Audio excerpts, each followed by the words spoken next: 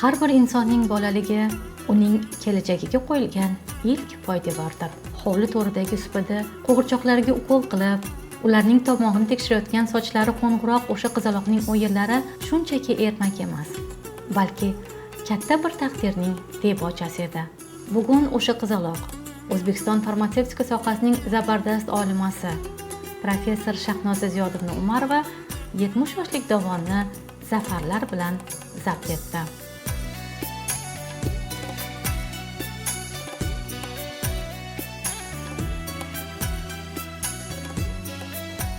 Shahnoza Ziyodovna Umarova 1956-yil 17 aprel kuni Toshkent shahrida ziyoli oilada tavallud topdi. Professor Umarova Shahnoza Ziyodovna tabarruk yoshni qarshi oldilar. Institut jamoasi orasida Shahnoza Ziyodovnani uzoq vaqtlardan biladigan hamkasblardan bo'laman. Biz bitta kursda o'qiganmiz. Shahnoza Ziyodovnani bilimga, ilmga chanqoqligi talabalik davrlaridan bilinib turardi.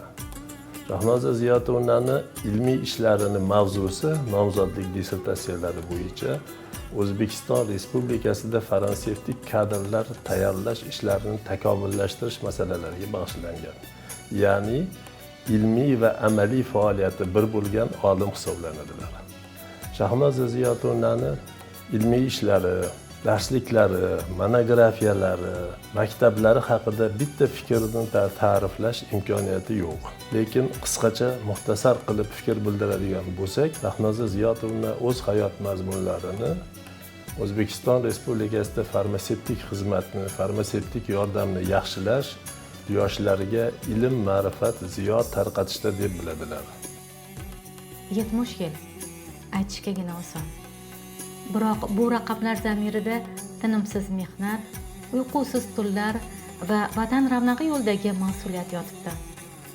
1973-yilda Toshkent farmatsevtika instituti ostonasiga qadam qo'ygan talaba qizdan bugungi kunda yangi oliy ta'lim muassasasining faoliyatini yo'lga qo'yayotgan prorektor darajasigacha bo'lgan yo'l haqiqiy matonat maktabidir.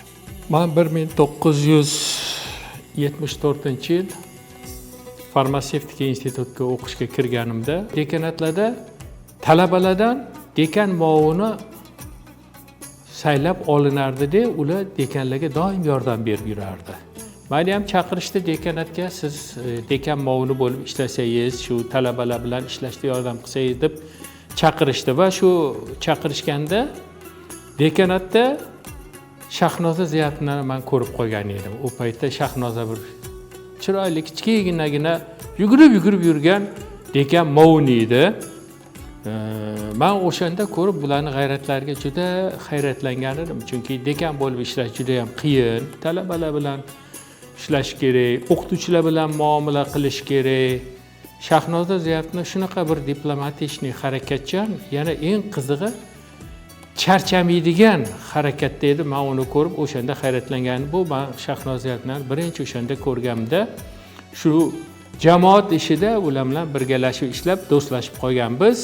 Juda ham mehnatkash, eng kerakligi og'ir, bosuv, vazmin muammolarga pov etib yonishlar bo'lmas edi-da ularda. Juda hamma narsani obyektiv qabul qilib, o'shani bajarishga harakat qilganini ko'rardim-da, hayratlanardim. Shahnoza Ziyodovna Umarovaning mehnat faoliyati oddiy professor-texnologdan boshlandi. Keyinchalik assistentlikdan kafedra mudiri va bo'lim boshlig'i lavozimlarigacha bo'lgan pog'onalarni bosib o'tishi uning nafaqat bilim doirasi kengligidan, balki tashkilotchilik salohiyati yuqoriligidan ham dalolat beradi. Shahnoza Ziyodovna faqatgina dars beruvchi ustoz emas, balki sohaning strategik rivojiga hissa qo'shgan islohotchi olimadir. Uning tashabbusi va ilmiy izlanishlari natijasida farmatsevtika ta'limida mutlaqo yangi sanoat farmatsiyasi, klinik farmatsiya, kosmetevtika yo'nalishlari tashkil etildi. Farmatsevt kadrlarini qayta tayyorlash va malakasini oshirish tizimining davlat talablari ishlab chiqildi. Yuzlab ilmiy maqolalar, darslik va o'quv qo'llanmalar orqali minglab shogirdlarga bilim xazinasi ochib berildi. Professor Umarova Shahnoza Ziyodovna farmatsevtika sohasida ko'p yillik samarali mehnati bilan katta maktab yaratgan, ilmiy, amaliy faoliyati bilan yurt uzani tibbiyot, farmatsevtika tizimini rivojiga o'zini katta hissasini qo'shgan yetuk olimlardandir. Ularning dastavval Toshkent farmatsevtika instituti faoliyatlari alohida e'tirofga loyiq. Bu yoqda Shahnoz Ziyatullo faqat bilim bermay, balkim yuzlab, minglab shogirdlarni tarbiyalab, ularni malakali farmatsevt, tadqiqotchi, rahbar sifatida shakllantirdilar. Ko'p yillik mehnatlari mobaynida Toshkent farmatsevtika instituti o'quv bo'limini, kafedrani boshqardilar, ta'lim jarayoniga ulkan hissalarini qo'shdilar. Professor Umarovani soha mutaxassisliklari farmatsevtik ishini tashkil qilish, farmatsevtik menejment ixtisosligi, ushbu ixtisoslik O'zbekistonni ilmiy, farmatsevtik, tibbiy rivojiga juda katta ahamiyatli va ushbu sohada professor Umarova yetuk olima.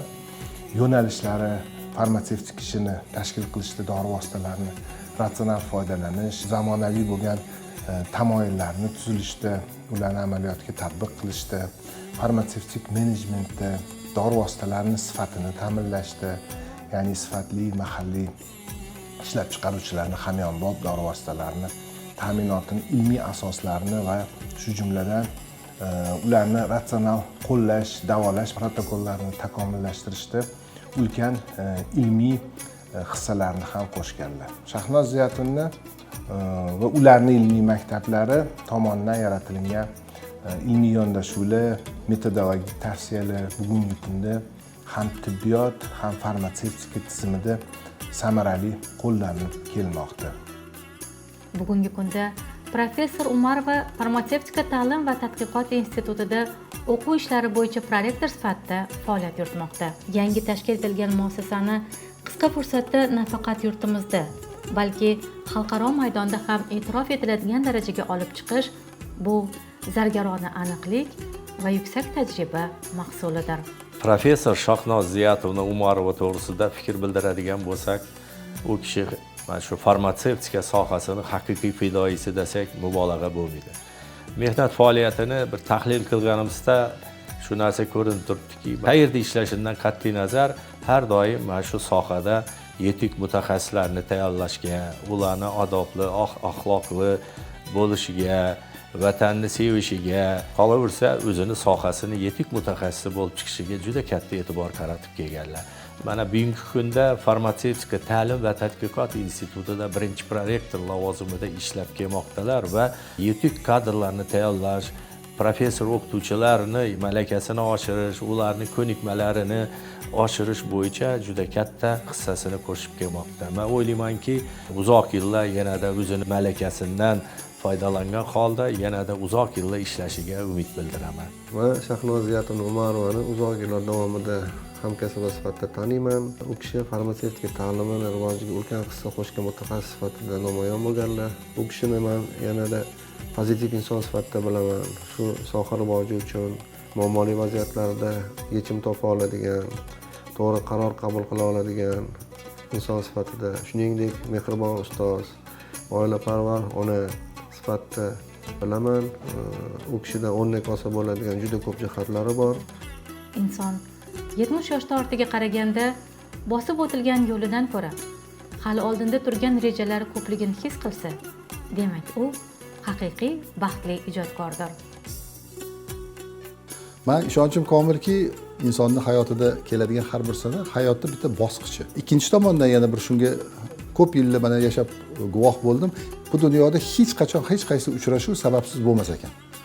Bilmadim sizni esingizda bormi, yo'qmi, lekin men sizni OFDda birinchi o'quvchingizman. O'zingizga alohida gruppa berishganda shu birinchi darsga bizada organizatsiya Farm Dela darsini mana o'zingiz boshlagansiz. Men shu birinchi qatorda o'tirib sizni darslaringizda qatnashardim. Taqdir taqozosi bilan yana bir joyda bitta institutda ikkalamiz faoliyat olib boryapmiz.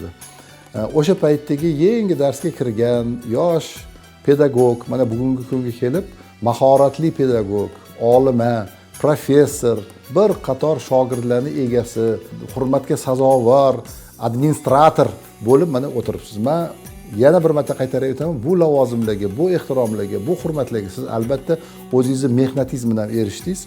Juda ham loyiqsiz deb aytaman. Men xudo xolasa niyatim bor, uzoq yillar yana siz bilan mehnat qilib birgalashib ishlashga. Chunki odam qachonki fikri bir, xayollari bir, mo'ljallari oldiga qo'ygan maqsadlari bir odam bilan ishlasa, maza qilib ishlaydi. Chunki doim aytishadi-ku, ishga borganda xursand bo'lib borib, uyga kechqurun ishdan ketayotganda xursand bo'lib ketadigan odam bu dunyoda baxtli. Men o'ylaymanki, siz o'sha shundoq baxtli insonsiz.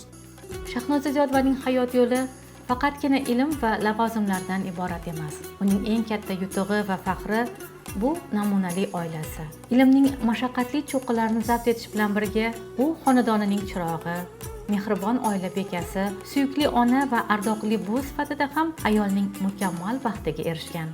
Olimaning eng katta zafari shundaki, uning boshlagan xayrli ishlari begona qo'llarda emas, o'z farzandlari va nabiralarining sa'y-harakatlarida davom etmoqda.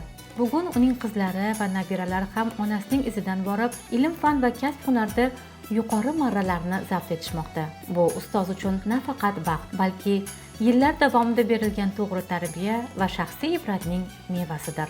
Aziz onajonim, hayotimning qimmatli insoni. Sizni bugungi tavallud topgan ayyomingiz bilan chin qalbimdan tabriklayman. Siz men uchun ham ona, ham tayanchim, ham dono ustozimsiz. Men uchun nafaqat mehribon onam, balkim dono, oqilona rahbarimdir hamsiz. Demak, men bu hayotda 2 karra baxtliman.